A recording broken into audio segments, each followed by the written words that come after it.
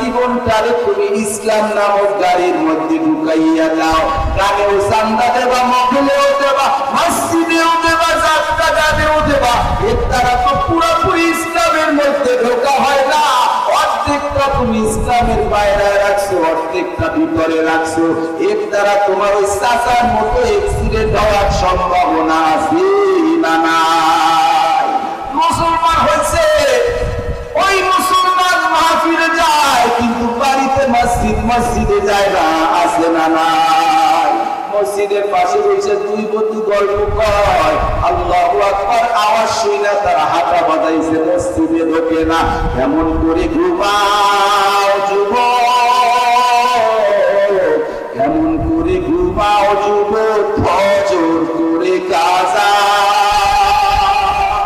এমন তো হতে পারে জোহরে জানাজা তোমার, এমন তো হতে পারে জোহরে জানাজা।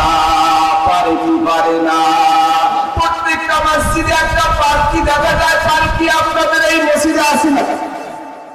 এমন কোন মসজিদ পাইলাম না যে মসজিদে একটা পালকি পাইলাম না।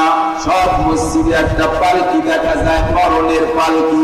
ওই পালকিটা দেখে অনেকে ভয় পায়। ও যুবক ভাই, মনে রাখো, তোমার বাড়ির মসজিদ চেনো, মসজিদের দরজা চেনো, মসজিদের ইমাম সাহেব চেনো। চেনার পরেও তুমি মসজিদে ঢুকতে পারো না রে যুবক ভাই। অথচ ওই মসজিদে যেই পালকিটা দেখা যায়, ওই পালকিটা তোমার ঘর চেনে না, বাড়ি চেনে না, দরজা চেনে না। না চেনলে কি হইবে? একদিন তোমার ঘর বাড়ির না চেনলেও ওই পালকি তোমারে বহন করার জন্য দুয়ারের সামনে হাজির হয়ে যাবে। কি উপায় হবে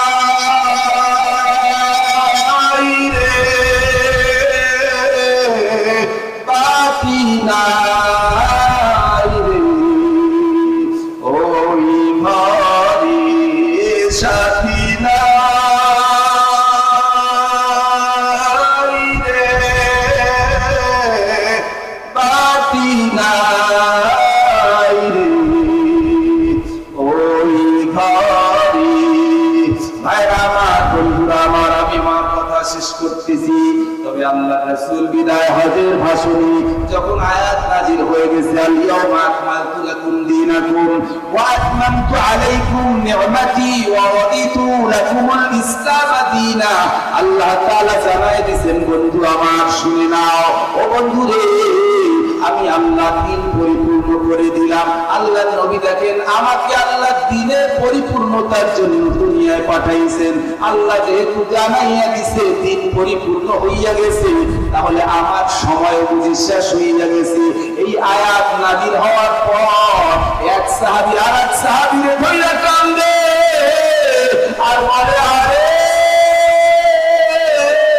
আমার নবীজি বুঝি আমাদের চাইরা যাইবে। আল্লাহ নবী সাহাবীদের কান্না দেখে বলেন, ও সাহাবীরা তোমরা কান্না থামাও, কান্না থামাও। তারা তুফিকুম আমরাইন লান তাদিল্লু মা তামাসসাকতুম বিহিমা কিতাবাল্লাহি ওয়া সুন্নতি। সাহাবীরা রে, আমি দুইটা জিনিস তোমাদের মাঝে রাইখা যাব, একটা হলো কোরআন আর একটা হলো আমার সুন্নাহ। আমি নবী মুহাম্মদ সাল্লাল্লাহু আলাইহি ওয়াসাল্লাম যদি এই দুনিয়া থেকে বিদায় হইয়া যাই, এরপরেও তোমাদের কোনো সমস্যা হবে না যদি কোরআন এবং সুন্নাহ এই দুইটা জিনিস শক্ত করে ধরে রাখতে পারো। তাহলে আমি নবী দুনিয়া থেকে বিদায় হইয়া গেলে তোমরা পথহারা হবে না। এখন আল্লাহ রাসূল নাই, কিন্তু জিনিস দুইটা কি আছে না নাই?